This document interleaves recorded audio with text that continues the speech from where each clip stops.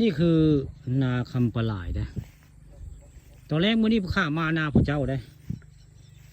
นาคำปลายคือ นายายโซนนาตาเข็มแล้วนี่ข้ามานาผู้ข้าได้อันนี้บ้านเกิดอยู่นี่เนาะนี่ก็นาคำปลายนาป่าทองคำอยู่นี่ละนี่พื้นที่นี่ผู้ข้าเป็นผู้ถือกรรมสิทธิ์ได้นาถอยไล่กะ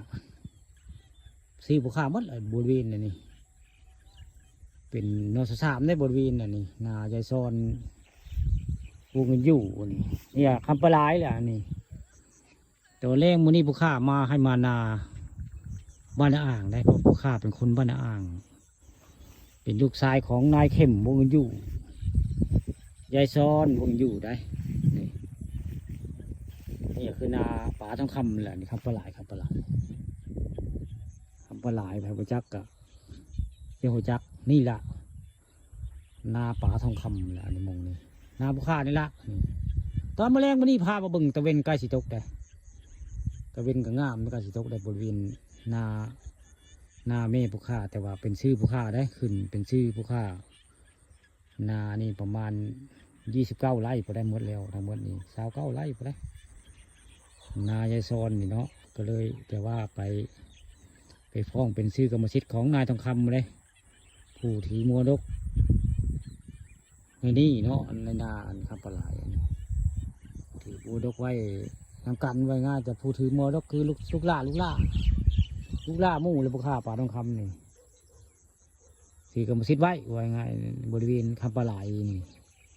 ตอนแรกวันนี้พวกข้าก็เลยมาให้มานาเนาะมาว่ามาจามาลิ้น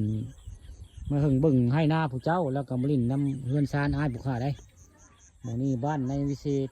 มุงอยู่ได้บ้านอ้ายอยู่นี่ได้นี่เพื่อนพี่สะพ้ายหมู่นี้เพื่อนหมู่นี้แต่ว่าหมู่นี้เป็นหน้าของยายซอนหรือว่าหน้าเข้มนั่นแหละเป็นแม่ผู้ข้านี่ละแต่วันเป็นชื่อกรรมสิทธิ์ของผู้ข้ามองนามองนี้ทั้งหมดนี่นายทองคำเป็นผู้ถือกรรมสิทธิ์ถือมรดกว่าง่ายก็เลยมาลิ้นนะให้นาผู้เจ้านานแล้วบอกเคยมาจักคืออะไร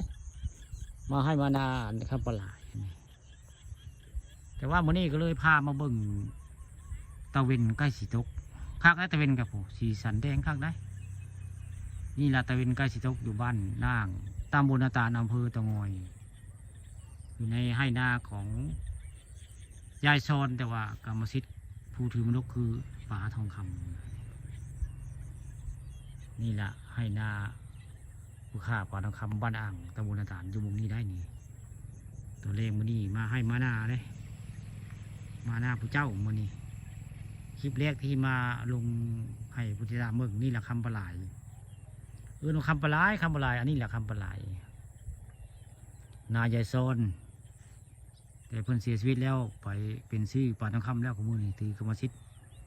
ถือให้หน้าไว้ให้หมู่ไว้ง่ายยังบ่ได้โอในไผ่แต่กรรมสิทธิ์ยืนบุคคานี่นะให้นา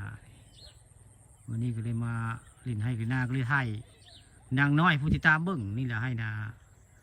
ยายซอนหรือว่านาป่าทองคำพามาเบิ้งตะเวนใกล้สิตก